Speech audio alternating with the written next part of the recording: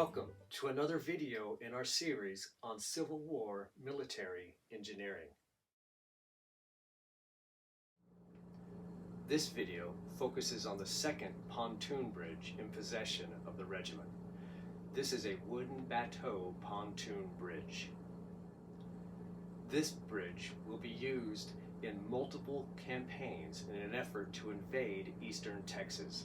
These include the Sabine River Expedition and the famous Red River Campaign.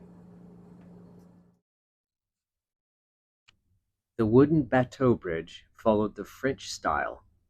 It had wood boats that were 31 feet long with flat bottoms and squared ends. These boats were very strong and held up well, but were very heavy and hard to repair when damaged. What remained of the old inflatable India rubber pontoon bridge, covered in our previous video, was sent with the 1st Engineers Corps d'Afrique to Brazos, Santiago, Texas, at the mouth of the Rio Grande. The wooden Bateau bridge, covered in this video, belonged to the Engineer Department within the Department of the Gulf. Captain John J. Smith of the newly formed 3rd Engineers was placed on detached service as commander of the pontoon bridge train, with its headquarters at the Shippers Cotton Press in New Orleans, Louisiana. This wooden Bateau bridge was divided up for use in multiple locations within the Department of the Gulf. This video follows the section of the wooden Bateau bridge that would be assigned to the 3rd Engineers, later designated as the 97th U.S. Colored Infantry while on campaign.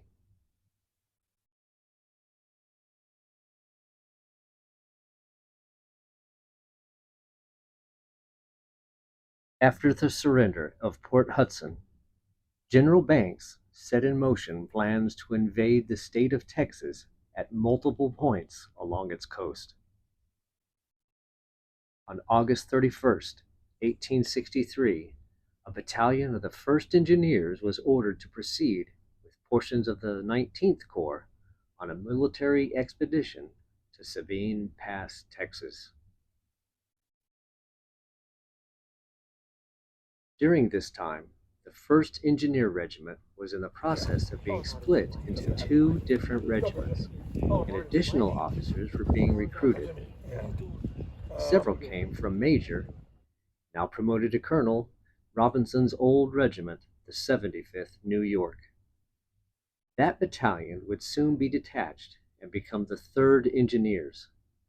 It was ordered to accompany the invasion force with the pontoon bridge and to strengthen the position after its capture.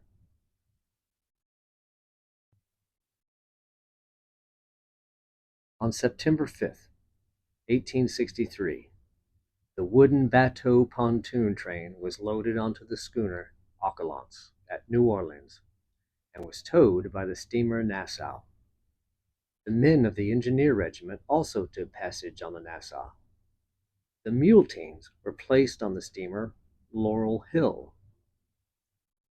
On the 6th, they left New Orleans and sailed with the Federal invasion force to the Sabine River on the Texas coast. On September 8th, the Battle of Sabine Pass resulted in a complete failure, with the U.S. forces repulsed and forced to return. The 3rd Engineers and the pontoon bridge remained at sea and did not take part in the action. The fleet, with the Union Army, returned back to the Mississippi River. In a gut-wrenching tragedy, the steamer Laurel Hill had its smokestacks damaged, and a storm caused it to pitch and roll in the rough seas. The men on board the Laurel Hill panicked and tossed 200 mules, the Engineer Regiment's pontoon train teams, overboard into the Gulf of Mexico to drown. The wooden Bateau was not used, and yet its mule teams were all killed. The schooner Ocalance with the pontoon bridge did not return until the 13th. On September 18th, 1863, the pontoon train was taken to the wharf, loaded onto a steamer, and sent with the 3rd Engineers to Berwick City.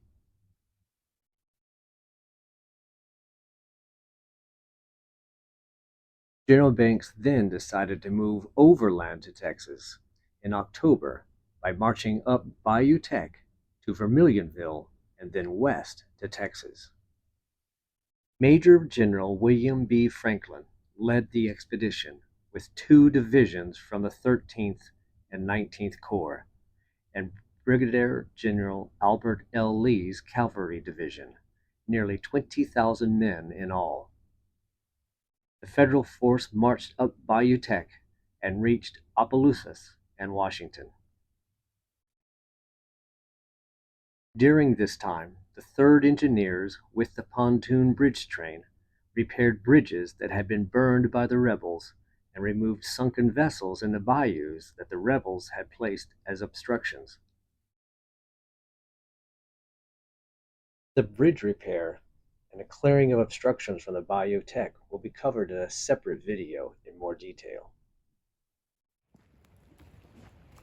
As the Army fell back, the pontoon bridge was laid on October 25th and on the 31st. The engineers and pontoon bridge were ordered to fall back to Carrion Crow Bayou with the rest of the Army.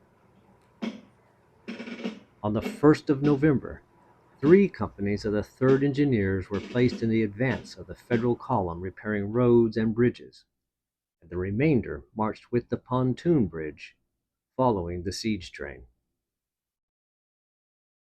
Falling back further, the entire wooden Bateau Pontoon train was nearly captured at Vermilion Bayou by the rebels as the U.S. Army fell back to New Iberia.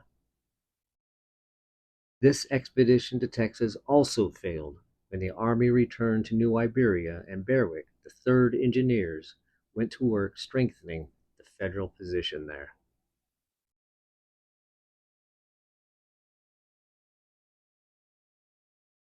Throughout the winter, the 3rd Engineers worked on building fortifications and trenches near Berwick City and were joined by the 4th and 5th Engineers in January 1864.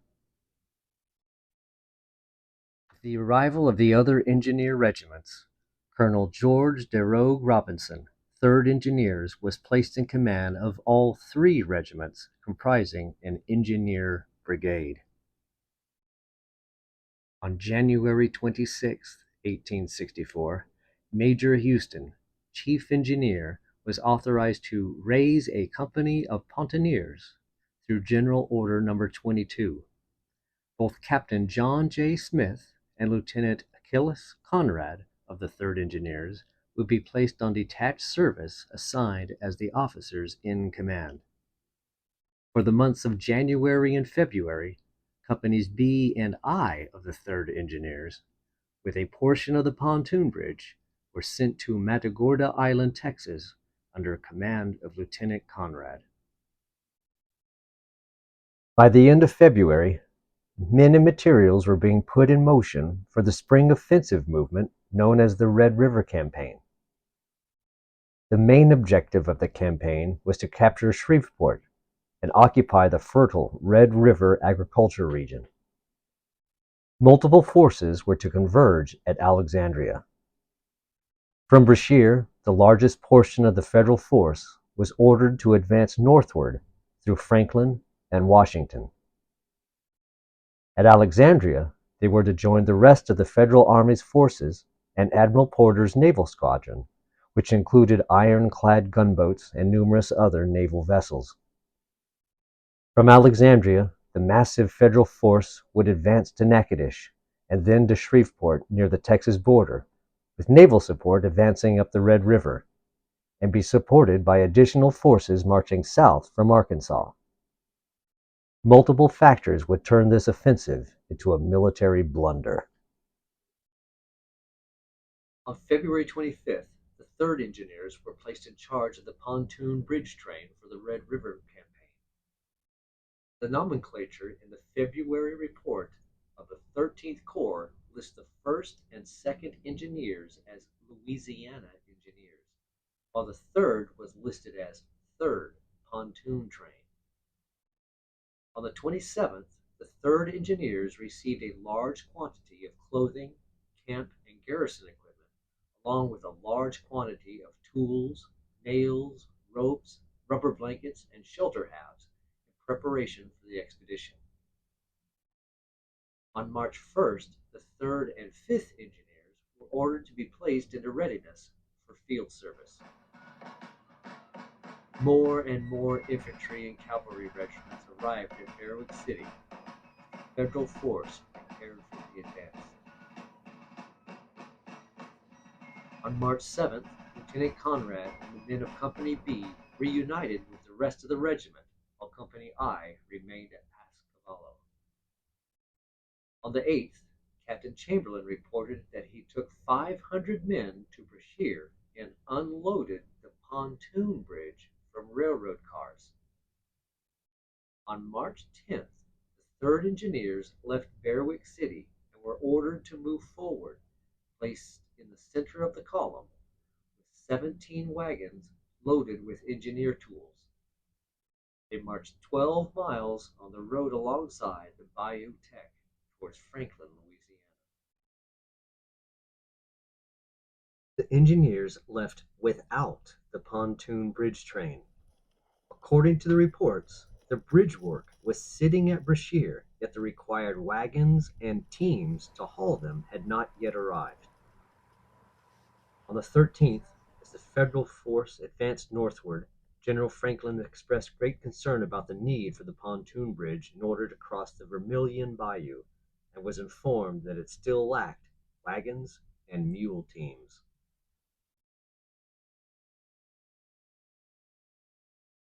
From Brashear City, Major Houston, chief engineer, responded to Franklin's inquiry, replying the next day, "The pontoon bridge is all ready to move as the wagons arrive, which should be tomorrow or the next day at the furthest." The engineer regiments are at Franklin. Most of their tools are here, waiting the arrival of the wagons. There are no wagons at Brashear. Hours later, it was reported that the train left Donaldsonville that morning and would probably reach Brashear the next day.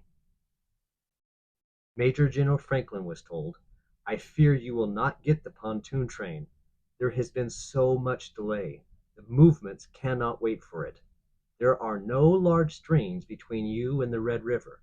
It can follow with escort furnished by General Grover."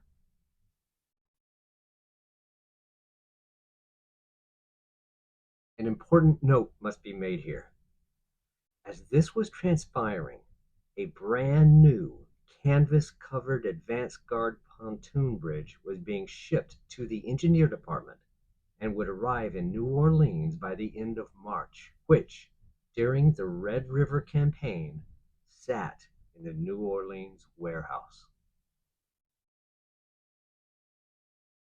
On the 15th, Major Houston, chief engineer, was instructed to push the pontoon train forward as quickly as possible.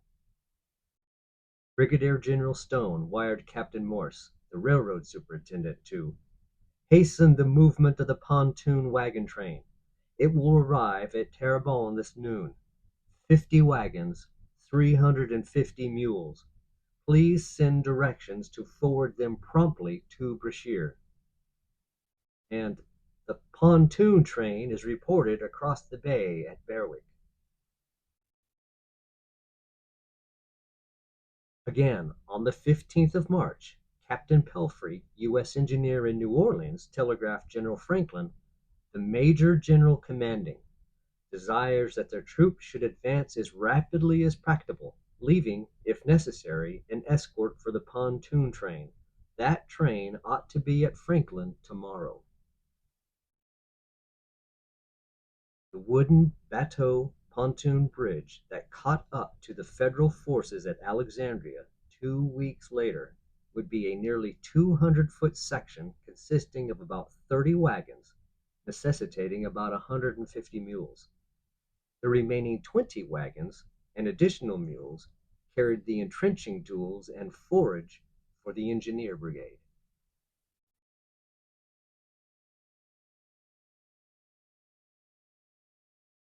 So, the 3rd Engineers moved forward with the rest of the army, reaching the Vermilion Bayou at 3 in the afternoon. The 3rd Engineers spent the afternoon and into the evening building a new bridge. This burned bridge over the Vermilion had been built the previous October by the 3rd Engineers during the Second Bayou Teche campaign.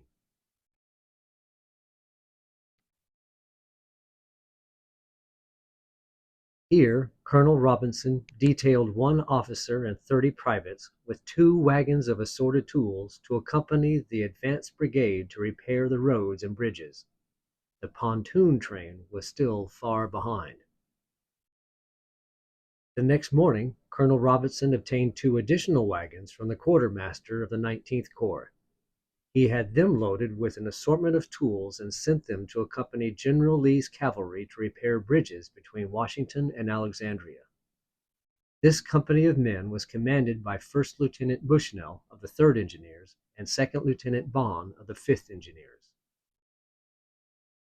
On the 22nd of March, the 3rd Engineers corduroyed the roads, which had become terribly muddy and impassable.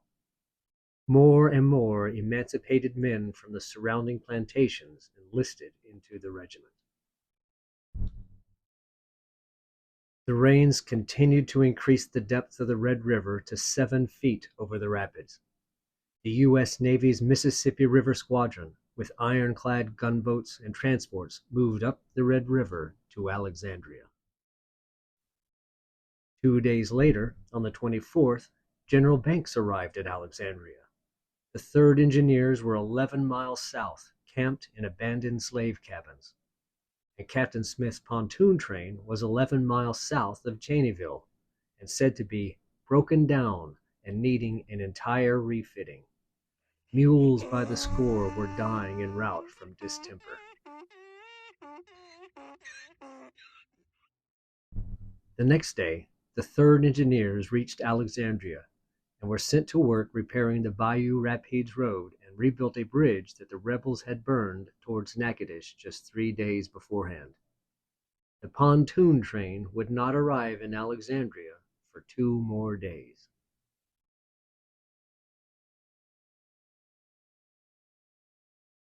With the arrival of the pontoon bridge train, Lieutenants Bushnell and Bonds were ordered to report to Captain Smith to assist him in management of the pontoon bridge. Colonel Robinson's engineer brigade and the pontoon train were ordered to march 18 miles on the 29th to Henderson Hill.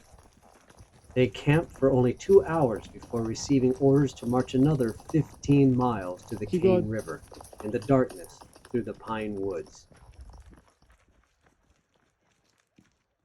According to Colonel Robinson, the task seemed almost a hopeless one, as the night was intensely dark and the road crooked and rendered almost impassable on account of the mud. In many places the road had to be corduroyed with brush and logs before the train could pass at all. It was also necessary to build fires all along the road at intervals of 50 or 60 yards in order to see the road. The pontoon bridge laid across the Cane River on the morning of March 30th, 1864, was 200 feet long and utilized 9 of the wooden bateaux. It was the first time the bridge would be laid in the field. Colonel Robinson remarked, "It worked admirably. For strength and durability, I regard it as the best pontoon bridge in use. The only objection to it is the difficulty in transportation."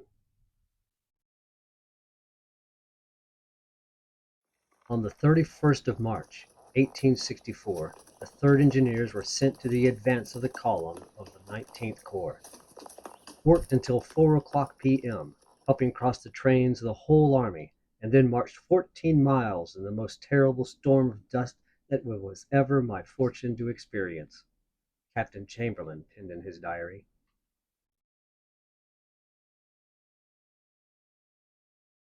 The 5th Engineers remained with the pontoon bridge, which is taken up at 10 p.m.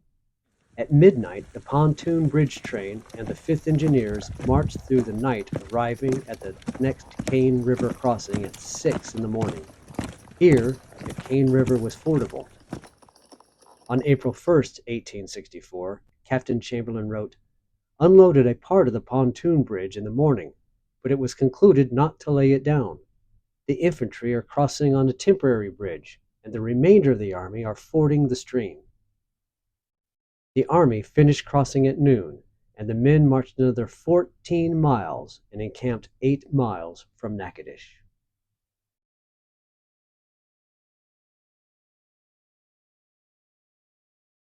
On the 6th, the Federal column moved out to Shreveport with the 13th Corps.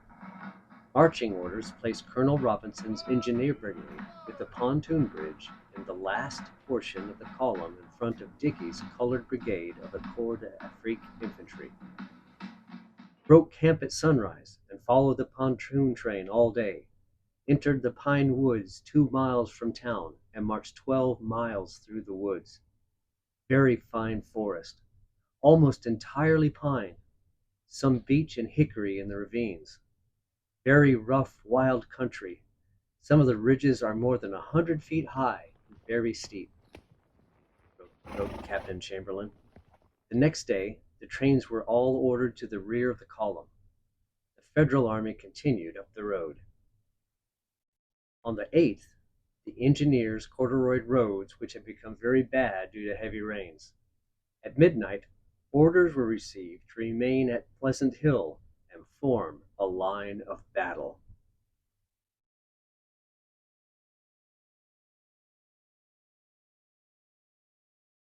Word had been received that the advancing column clashed with the Confederates and had met with a disastrous defeat at Sabine Crossroads.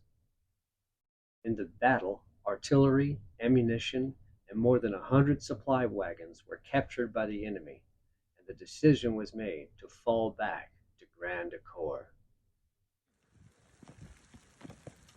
At midnight, the Engineer Brigade, with the pontoon bridge train, were ordered to march through the darkness 35 miles to Grand Ecore on the Red River, which they reached at midnight on the 10th.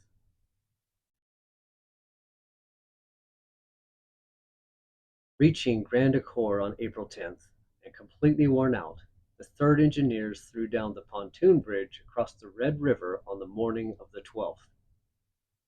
The bridge work was not long enough to span the Red River. A flatboat barge was utilized in the center to create the required length. The ends were cut down to be level with the pontoon boats, and a false bottom was built on it.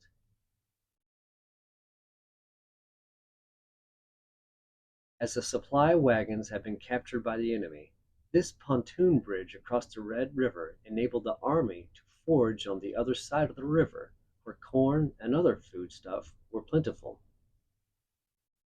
The Corps d'Afrique was ordered as pickets protecting the road and Grand Ecore.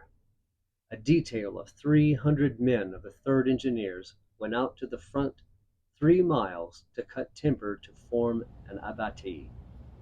Felling trees for 2 days, they cut a strip of timber 200 feet wide for nearly 2 miles and felled the tree tops outward.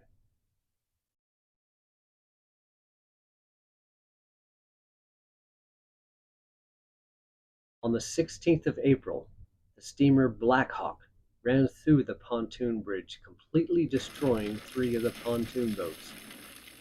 A small flatboat and 2 Briago trestles were used in their place. An engineer company was kept on duty, rotating every 6 hours, maintaining and guarding the pontoon bridge. At Grand Ecore, on the 19th of April, General Orders, Headquarters, Department of the Gulf, redesignating the Corps d'Afrique regiments as U.S. colored regiments. Only cavalry, artillery, and infantry were authorized. As such, the 3rd and 5th Engineers became the 97th and 99th U.S. Infantries. Field Orders. Headquarters, Department of the Gulf, Number 27, issued a week later, April 26, 1864, clarified: Regiments of Engineers, Corps d'Afrique, now designated U.S. Infantry, colored, will perform the duties for which they were originally organized and will be subject to the orders of the Chief Engineer, Department of the Gulf.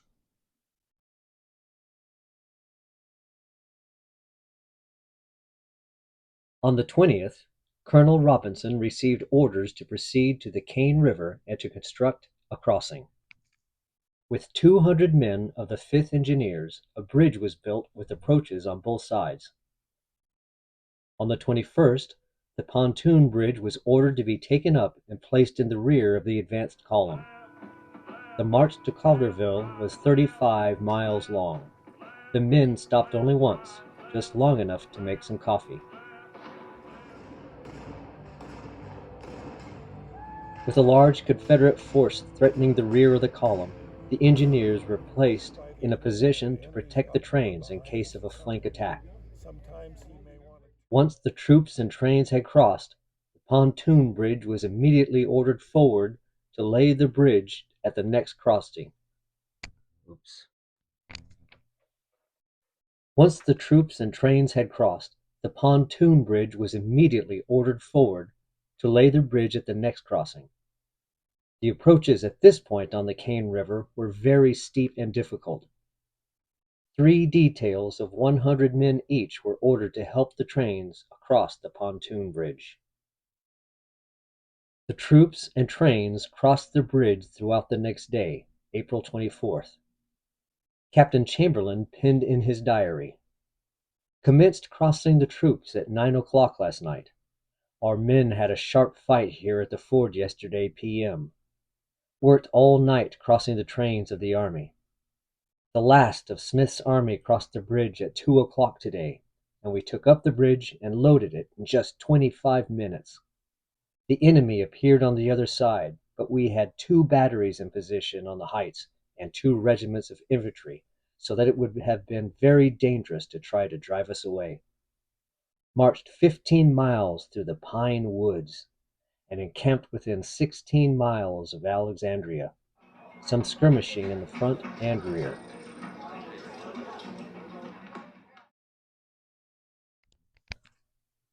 The Engineer Brigade, with a pontoon bridge train, arrived at Alexandria on the night of April 25th.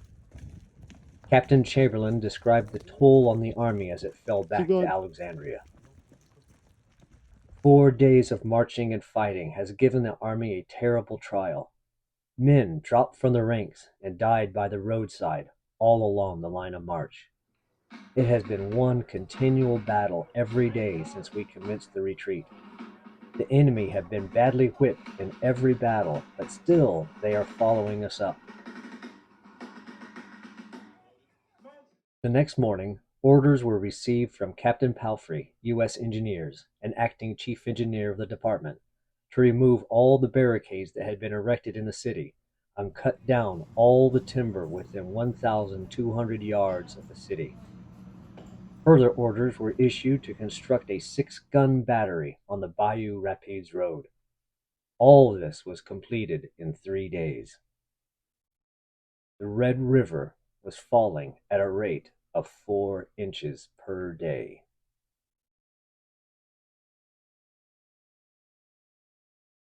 As the water level continued to fall, Admiral Porter's Mississippi River Naval Squadron became trapped above the rapids at Alexandria. On April 29th, Colonel Robinson was ordered by General Banks to report to Lieutenant Colonel Joseph Bailey, the acting military engineer of the 19th Corps, for the purpose of building a dam across the Red River in order to raise the depth to rescue the gunboats above the rapids. This dam would be recognized as one of the most important feats of military engineering during the American Civil War. Because this video focuses on the wooden Bateau Bridge, we'll skip over the building of Bailey's Dam and cover it in detail in a separate video.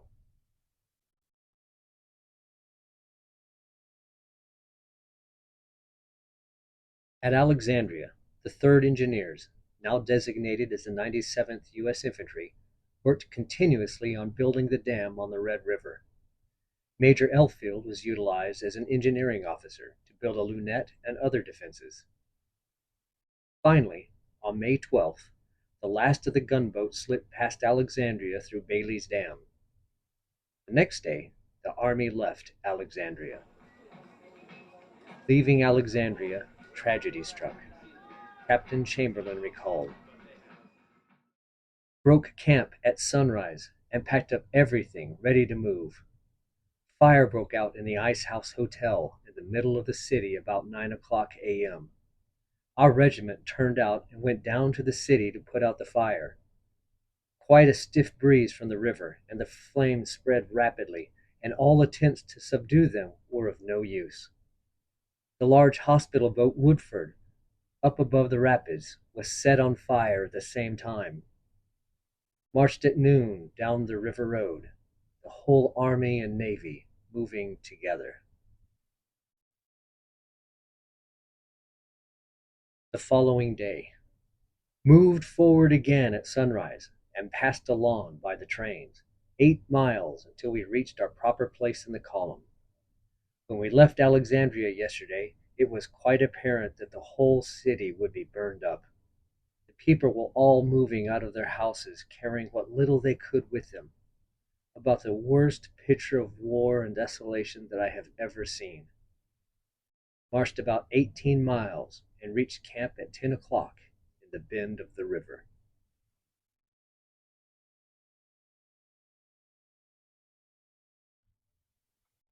The engineers were placed near the front in the massive Federal column and started for Simmsport.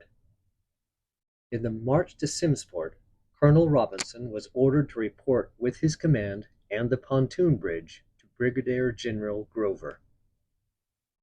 The engineers were ordered to move forward to repair the road to Bayou Choctaw, 4 miles distant, and to lay the pontoon bridge across the bayou. The 3rd Engineers, under Lieutenant Colonel Harmount, repaired 3 miles of road through the woods, while the pontoon bridge, in charge of Captain Smith, and 2 companies of the 5th Engineers, in charge of Captain Morrison, proceeded to Bayou Choctaw.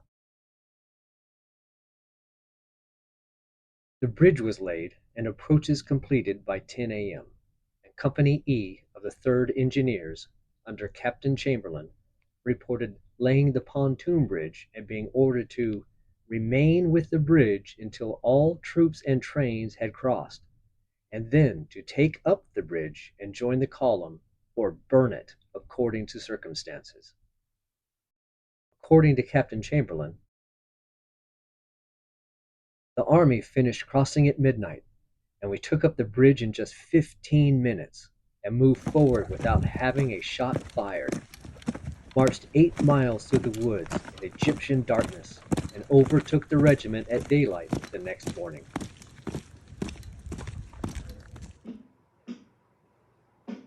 After crossing Bayou Choctaw, the Army proceeded to Simmsport. General Lawler of the 13th Corps was ordered to support General Smith and Emory at Marksville, with a wagon train guarded by cavalry.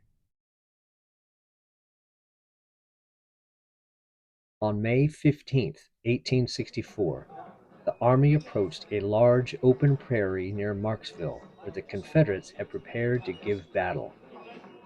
Brigadier General Emory, commanding the 19th Army Corps, was ordered to move forward at 3 a.m. the next morning, and at daybreak, and attack the enemy with the greatest vigor. That morning, May 16th, Colonel Dickey, commanding the Corps d'Afrique, was ordered to move forward immediately with his whole effective force. Colonel Robinson reported, on arriving at Marksville, the enemy was found to be in force in our front, and indicated a desire to give battle. I formed my command in line of battle about 7 a.m., and took a position on the left of General Grover's command, and marched in this way until about 11 a.m. The Union Army formed a line of battle with Colonel Dickey's Corps d'Afrique Brigade in the center.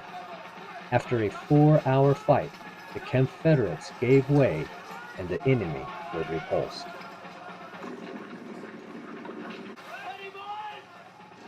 Captain Chamberlain wrote, "March forward slowly in a most terribly blinding dust by the side of our train. Our regiment marched several miles in the second line of battle, but didn't get a chance to fire a gun." After the battle, the army continued its march. The Confederates were not done harassing the Federal Army, and more water crossings had to be made. Marching to Simmsport, the next crossing was over the Yellow Bayou, to the right of Bayou de Glace, several miles before reaching the Atchafalaya and the Mississippi. Captain Chamberlain wrote about overtaking the Federal column in the darkness to lay the pontoon bridge over the Yellow Bayou. Passed by the whole army at night and reached Yellow Bayou at 3:00 a.m. Laid the pontoon bridge and commenced crossing troops at sunrise.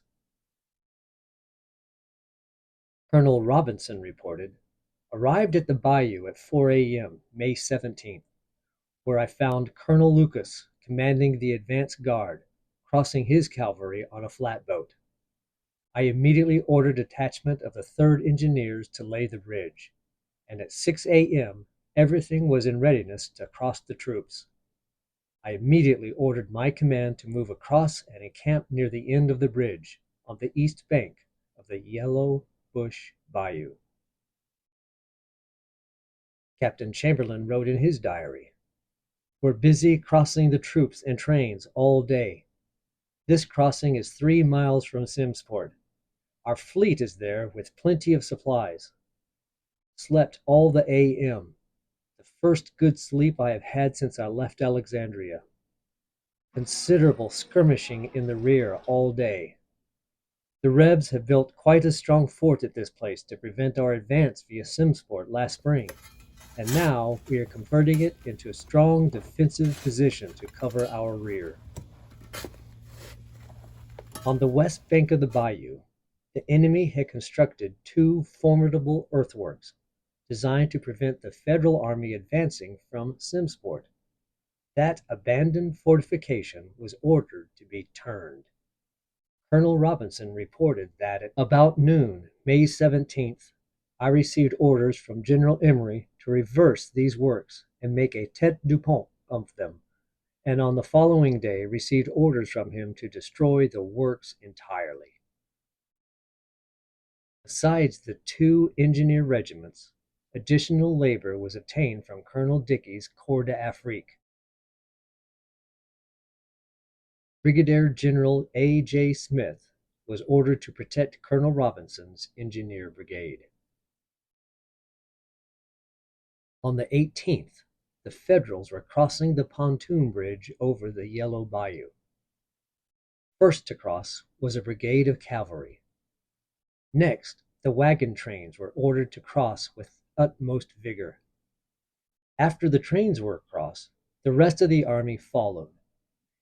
It is also here at Yellow Bayou that the last battle of the Red River Campaign took place. Expecting further attacks by the rebels, Federal troops in the rear guard had been ordered to take defensive positions. Captain Chamberlain documented in his diary. General Mower moved across with 3 brigades this morning. The enemy opened at 8 a.m. with 4 batteries. A terrific cannonade was kept up till noon, when the infantry were engaged and the fight became general. A brigade of the enemy, in attempting to outflank our forces, were met by a brigade of our men who were awaiting them, and were driven back in the utmost confusion. The musketry at this time was the most fierce and terrific that I have ever heard. The battle continued until nearly night. The enemy were driven from the field. The following morning, about 7 a.m., Colonel Robinson received orders to take up the bridge as soon as General A. J. Smith's command had crossed. As the Army crossed the pontoon bridge, the engineers continued to work leveling the earthworks at Bayou de Glace. The remainder of the Army commenced crossing the pontoon bridge at midnight.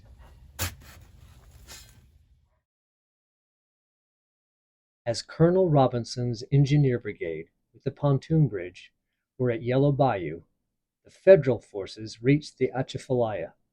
General Canby, now placed in charge of troops in the Department of the Gulf, reported that crossing the Atchafalaya was hindered by the high water and insufficient pontoon equipage.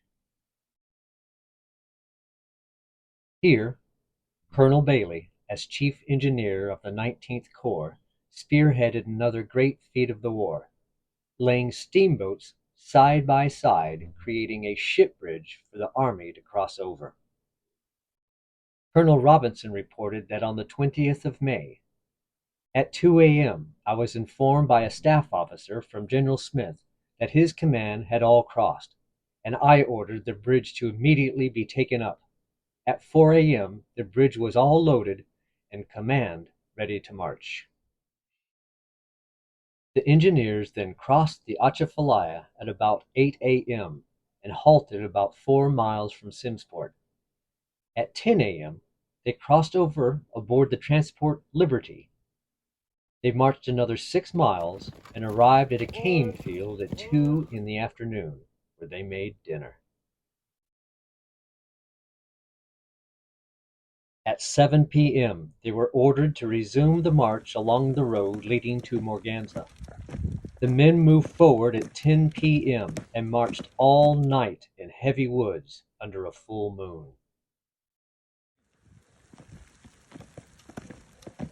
Captain Chamberlain recalled that they marched all last night, reached Red River Landing at sunrise this morning, moved forward until 9 a.m.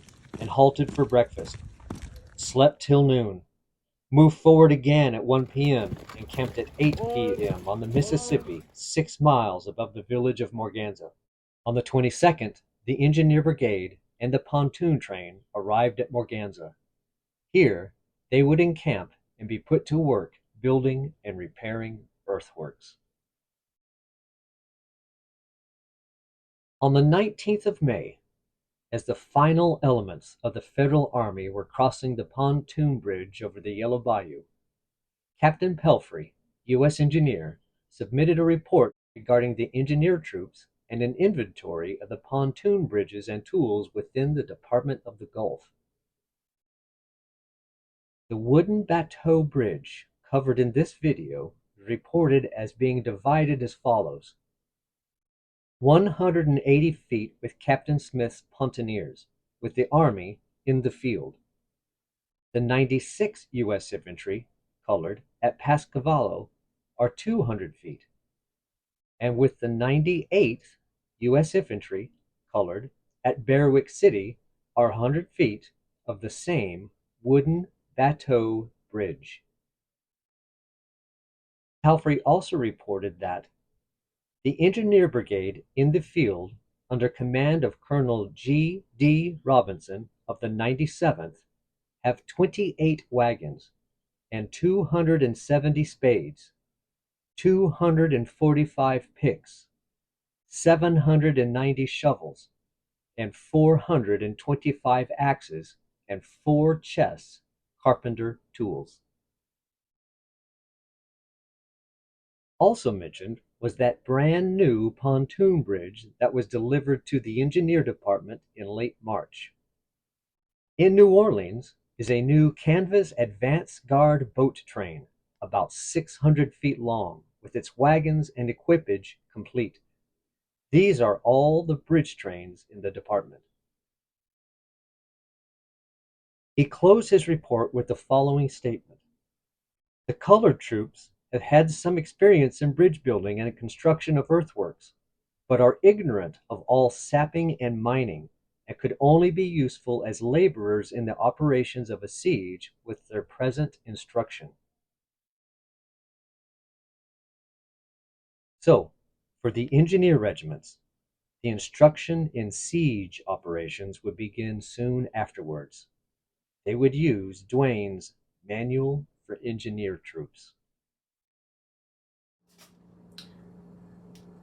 And so, the story of this pontoon bridge section ends.